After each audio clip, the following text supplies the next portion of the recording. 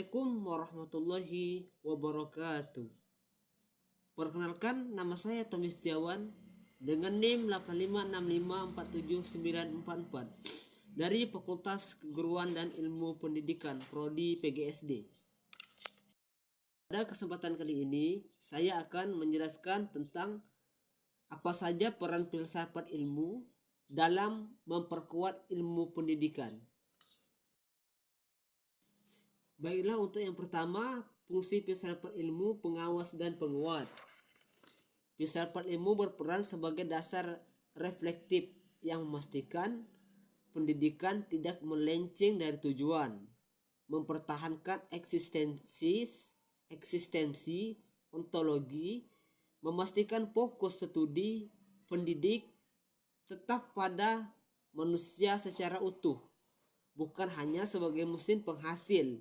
Ini membantu menghindari dehumanisasi dalam pendidikan, menguatkan keilmiahan.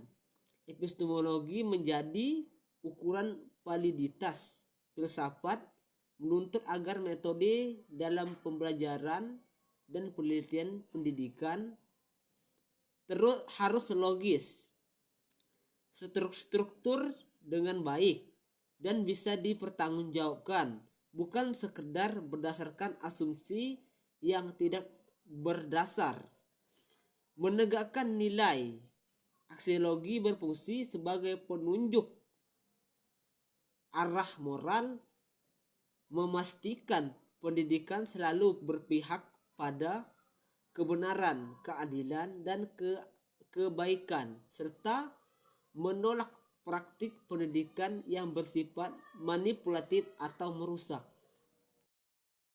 Untuk yang kedua, sumbangsih pendidikan terhadap filsafat ilmu. Hubungan ini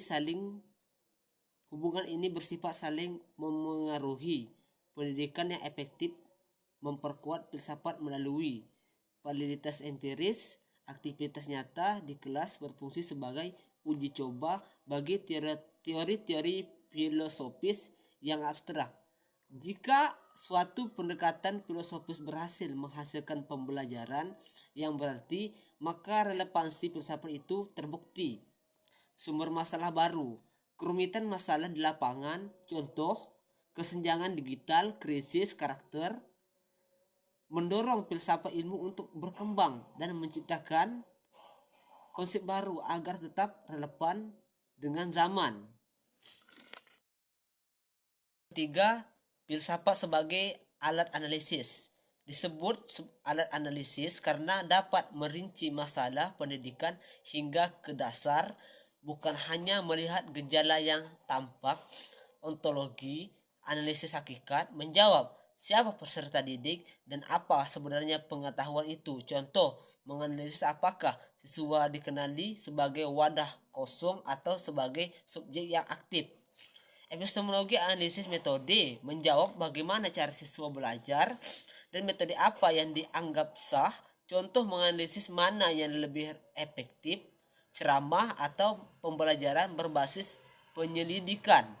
Aksiologi analisis nilai, menjawab apa tujuan dari pendidikan ini. Contoh, mengevaluasi apakah kurikulum hanya fokus pada pencapaian nilai ekonomi atau juga mengembangkan karakter.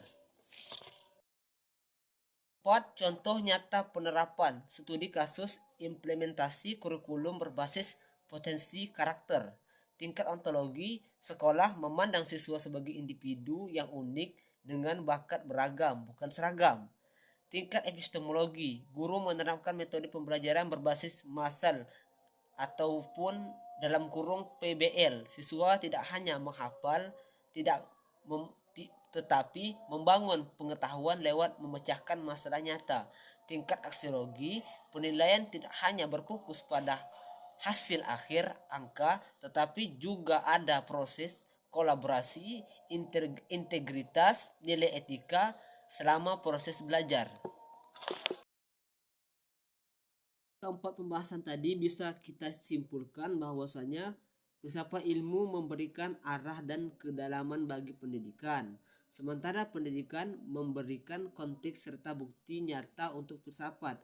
Tanpa filsafat, pendidikan akan kehilangan arah.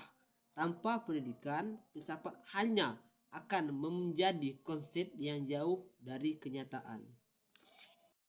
Mungkin hanya ini yang bisa dapat saya sampaikan. Lebih dan kurang saya mohon maaf.